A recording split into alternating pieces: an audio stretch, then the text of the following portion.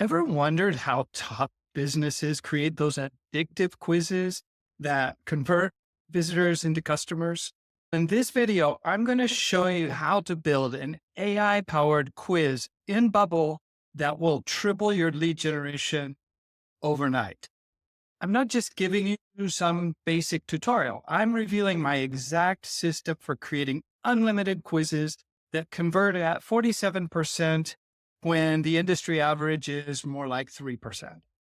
But first, if you're keen on upping your Bubble game, you really should get free access to our resource center. It's updated weekly with vetted plugins, how-to videos, tools, and there's a cool link in the description below. Most people think creating a professional quiz requires an expensive SaaS solution or custom coding. And the truth is that Bubble's no-code platform and the strategy I'm about to show you can build quizzes that are more powerful, more customizable, and they'll generate more leads than even these really expensive $10,000 a month enterprise solutions. I've used this exact system to help our clients at Ratio.dev generate thousands of qualified leads in just 90 days. And today I'm showing you exactly how we did it.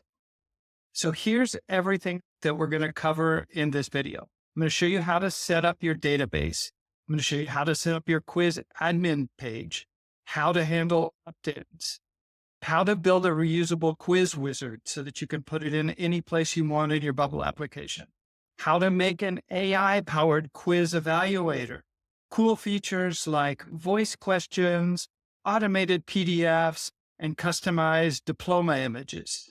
And for those of you who stay till the very end, I'll share with you how you can get access to the complete template that you can copy directly into your Bubble app.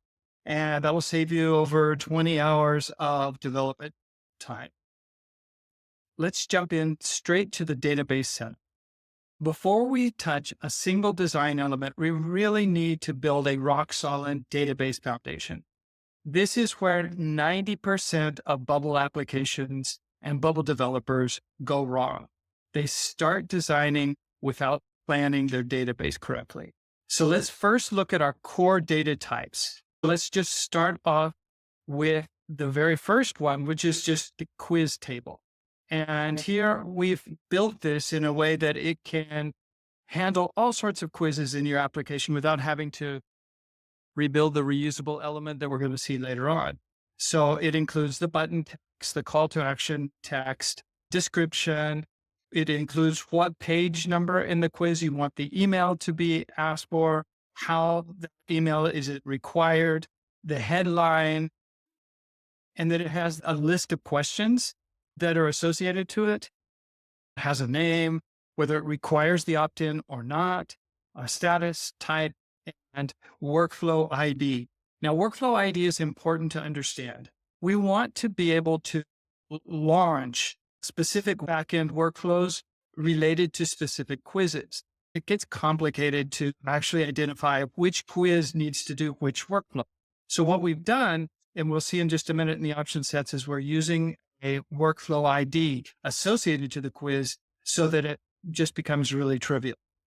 Also, we need a participant data type, which is the name and the email, which quizzes they've completed, which ones they've started, and what user this participant is associated with. This is important because remember, you will have people taking your quiz that aren't logged into your Bubble application because it's just publicly available. So you do want to have a place to store the name and the email that you get from them without having to go through the entire login process. Questions are the centerpiece of your quiz. And the way we've structured this is that they live in their own data type, and you can just have 1,000 questions in there created. And that allows you to be really versatile because you can have different versions of a quiz based on just if you want an A/B test or something like that. So questions are simple. They have a list of answers. They've got a question, which is the text. If the question is, what kind of a development project do you want to start? The answers might be B2C, B2B. It could be another type of answer. So questions have answers associated to them. We also have a place to flag if the answer is the correct answer, because we're going to see that we're going to have quizzes that can have different methodologies behind them to score them and to evaluate them. So you may want to be able to mark the correct answer, because a lot of times we want our quiz to categorize the person's results based on the number of points they've gotten based on their answers. Okay. So that's what we'd call it a scored quiz in opposition to a graded quiz, which would be more focused on whether or not they got the answers right or wrong. So it depends on your use case, which one you're going to be doing. Let's continue. We have a secondary data type, which is where we keep the structure of the quiz with its associated questions, because we have the bag of questions and we have a quiz, which is the header, and we need to store a structure where we organize which questions are in this quiz. And that we've called here quiz questions. And if I go there, you'll see that it has a page number, it has an order number, it's associated to a specific question and to a quiz. So this has rows for each question in any specific quiz, and they're ordered by pages and by a numeric ordering. Let's talk about results. Results are the top level of when somebody finishes a quiz, we store that quiz's results, and it may have a link to the summary that we've gotten from the AI evaluator that we've created. It could have the image for the certificate we've generated, the number of correct answers, the number of questions that they answered. It is linked obviously to the participant. If we've generated a PDF result for them, then that's where we would store the link, which quiz it is, and then it has a list of responses. And responses are the individual answers that they gave to each quiz question. So response corresponds to the answers that they've chosen. And here we have stored not only a link to the answer, but we've also stored the text to the answer. This is going to make our life easier down the road. We also store if it was the correct answer, how many points they got for that answer, which question it was, and which result instance we are associating this response to. And then the last table that we need to talk about are the score groups. These are just where you can say from the minimum number of points for each group, from 0 to 8 is this group, from 10 to 20 is this one, and so on and so forth. Notice what I'm doing here. I'm not just creating a quiz table. I'm building a system that can handle any type of quiz you might want to create in the future. This is the secret to building applications that grow with your business instead of becoming technical debt. Now let's create our option sets. We have a question type. This determines what type each question is. So for now, we've set up multiple choice. We've set up a scale question, which has 5 points on a scale, an open-ended question where the user can put any input they want in, and a true-false question. As we go through this video, you'll discover that you can create new types of questions, and it's not going to be difficult at all to adapt the structure that we have created here to handle any type of question that you need in your quiz. You can also create a version field in your quizzes if you want to be able to automatically do split testing. So you could have version A and version B, and then they could have different structures so that you could easily compare version A and version B of a specific quiz. Quiz status is as simple as draft, live, or archived. Quiz type is whether it is scored or it's graded. Scored being that it is grouping them based on the points for each answer, and graded is that it is grouping them based on the number of correct answers that they got as they answered. The quiz workflow we already talked about. So this is just to identify which workflow we want to have executed for a specific quiz. Whether this is the quiz required is for opt-ins. So it could either be hide the opt-in completely, which often is important if you're doing quizzes for users that are already logged in. You don't want to be asking them their name and their email over and over again. Required if logged out is exactly what that means that if they're logged in, they don't have to do the login process, but if they're logged out, then it is required. So we use that option set to make determinations inside of our reusable widget. Before we jump into the admin panel of the quiz builder, let's just look at a simple quiz with no formatting. It's not fancy. It's not been polished, but just to give you an idea of what this database structure and the infrastructure actually looks like, how it functions. So here we have this simple sample quiz about, are you having problems with your Bubble application? I'm just going to click on take the quiz. What best describes your level of satisfaction? I feel tired of encountering roadblocks and difficulties with my application sometimes. I've noticed that making changes to my application are harder than they used to be. Often, yes. Big problem for a lot of bubblers out there. I've noticed errors and unexpected results for my application's workflows. Sometimes. I struggle to find my application when I search for related keywords. How well does it rank in the search engines? Always. That is such a big problem for so many applications. I've noticed slower than average page load speeds from my application. Let's say, really, it's pretty well optimized. Have you noticed any other problems that you're worried about? I'm going to click here on the microphone. I'm a little bit worried about how my Bubble application integrates with third-party applications. I'm having trouble getting it integrated with some of the other applications in my marketplace. That's an open-ended question. Let's click next. Here I am. It's asking me for my opt-in. Since I already tested this, it already has my data. And I'm just going to say, see the results. And based on your answers, you have a moderate likelihood of needing significant Bubble application upgrades. And now our AI tool in the background has analyzed all of those results, and it's come back and created this problem evaluation summary. Talks about difficulty with search engine visibility, increasing difficulty making changes, concerned with third-party integration. You can scroll down, and if you want, book an appointment. So I think that gives you a pretty clear vision of what the functionality of having this quiz system built for you, regardless of the design issues here, that this is just a skeleton. So now let's go and let's look at the backend portal for the quiz builder. Now that our database is set up, we need to build an admin interface that even your non-technical team members can use. You might be thinking, can't I just edit directly in the Bubbles database? And sure, you can, but that's like doing surgery with a sledgehammer. Things aren't going to be hooked up. Let me show you how to build an admin interface that looks like what we have here. And so what you're seeing here, we have all of our questions. We have a list of the quizzes that we've created.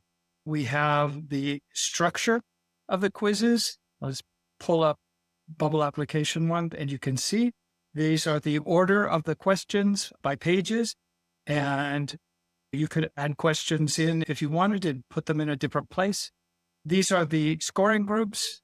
So we'll go to the same application and we'll say low likelihood is from 0 to 7, moderate likelihood is from 8 to 16, and high likelihood is from 16 to 24. So those are the groups for the scoring. Here we can see the people who have taken quizzes. I'm going to click here and I can see this was the one that we just did. These are the participants. And then I can go and look at the actual results of the quizzes that were taken. And I can look down here and see the responses that were given. And I can also see the AI report that was generated from that quiz. So this gives you a pretty clear idea of how to structure the portal. If you're interested, leave a comment and we can talk about getting you access to the template. We'll talk about that at the end of the video. Now let's jump into the Bubble Builder and actually look at the reusable quiz element that we've created that allows you to present your quizzes just by dropping them anywhere you want on a page in your Bubble application. This reusable element has a type of content quiz. That's all it needs to know what it needs to show. And then it's structured internally in 3 pages. The first page is page 0, which is the start screen. This is going to be the first screen that somebody's going to see when the reusable element is visible. It has the headline, it has the description, it has the button that lets them start. Then there's a second page, which is numbered from 1 to 98, which are all of the pages that you've set up in the structure of your quiz. And it will just go through page by page. So each page could have one question. It could have 10 questions. That's up to you. But it's going to show, if we open this page up, we can see that what it is, it's a repeating group of questions that are taking from the quiz's questions. And it's just showing the ones that are to be shown on the current page. And then there's a next button at the bottom. And then inside this reusable element, what we have is another reusable element called a question card. And that's where we have set up how we format based on the type of question it is. So the format of a true-false question will be different than a multiple choice or a scale or an open-ended question.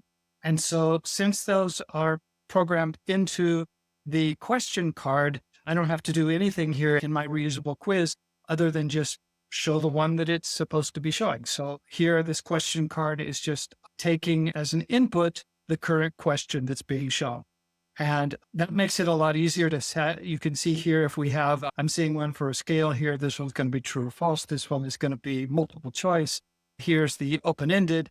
And if you create a new type of question, all you have to do is go in and adjust the question card so that it shows for that type of question.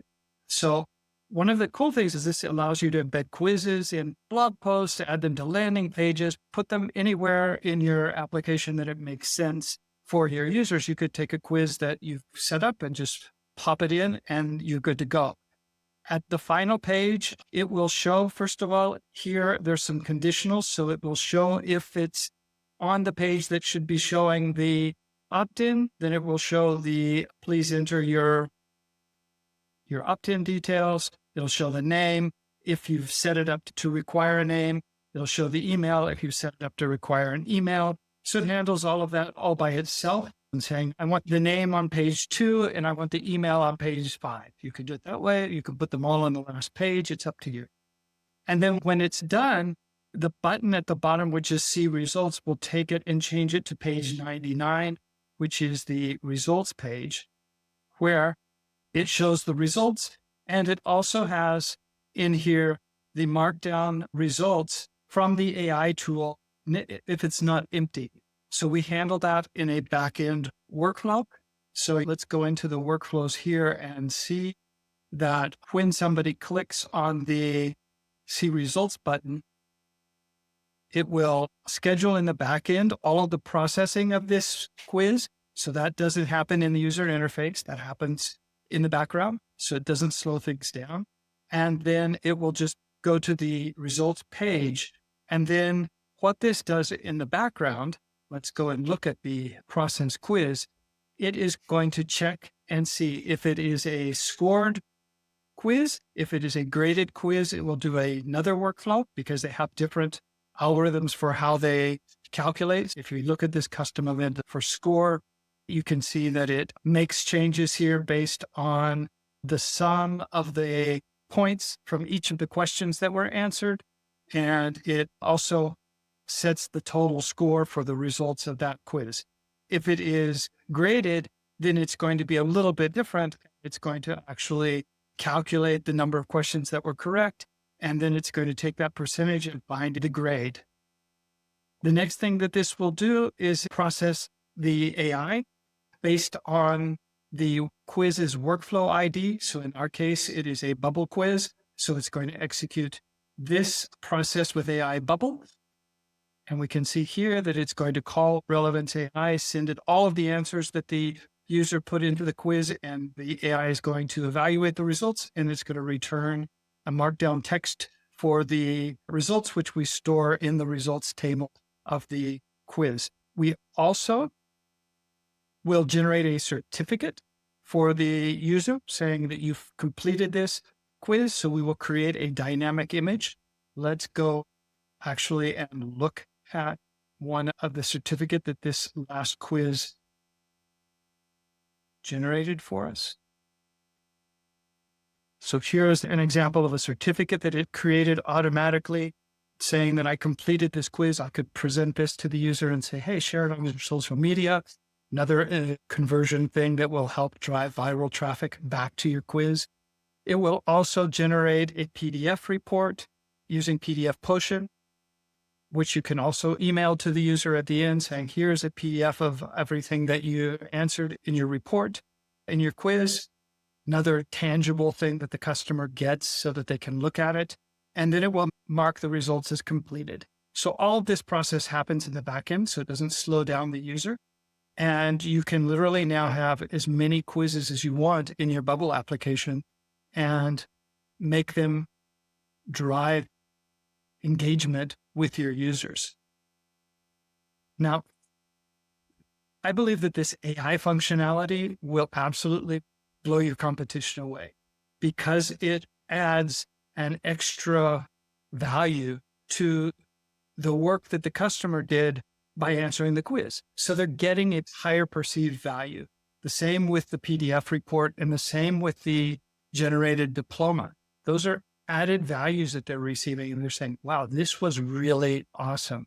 Most quizzes just tally up points and put their users into a bucket. And then they say, hey, this is the bucket you have, and here's a button to go set a meeting with you. That doesn't provide the same level of user experience. So we're using Relevance AI here, but you could just use OpenAI or a Claude or whatever you wanted directly if you wanted to. Finally, we should talk about backend integrations. So a quiz that exists in isolation is like a Ferrari without wheels. Impressive, but not very useful. Thanks to being done in Bubble, you can connect your quiz with anything that has an API in the internet. So maybe you have your own proprietary backend systems that you've built with Bubble or with other software platforms. You can integrate them just by an API call or a webhook. The same goes with third-party tools, your CRM system, your email platform. All of this can just be seamlessly integrated in the background inside this workflow that processes in the back end. And suddenly your quiz is now a good neighbor inside your tech stack. It is an integral part of your marketing. Instead of being just another third-party tool that's bolted halfway on, I really believe that the true benefit of all of this that I've shown you today about quizzes in Bubble is that you can tailor the experience for the user. This isn't adapting a generic solution that somebody thought was good for their users. I'm going to give my users a world-class quiz experience, and I'm going to control every aspect of it. I'm going to control how they interact with it. I'm going to control the colors and the images and the question types. And then I'm going to give them as much value back as possible without costing me more so that they really appreciate having done the quiz, because that's creating goodwill for you. And I believe that taking it up a notch really is the transformational benefit for building your quizzes in Bubble. So let's just recap what we've built, what you've seen here. It generates highly qualified leads. It segments them automatically. It delivers personalized insights at scale. It integrates with your entire business ecosystem, and it creates shareable assets that market themselves and help drive others to take the same quiz. But don't just take my word. We have customers that are doing this day by day because it's so powerful for their businesses. One customer, Maria, she's a business coach. Her email opt-ins increased. The return on investment is very high for these types of mini projects. And the most remarkable part is that she doesn't have to worry about the technology at all. She doesn't have to learn a new tool. It's already in her Bubble application. Bubble is the platform for developing awesome quizzes. With that in mind, if you want to fast track your implementation, you've seen this template that we've created, this framework for quizzes.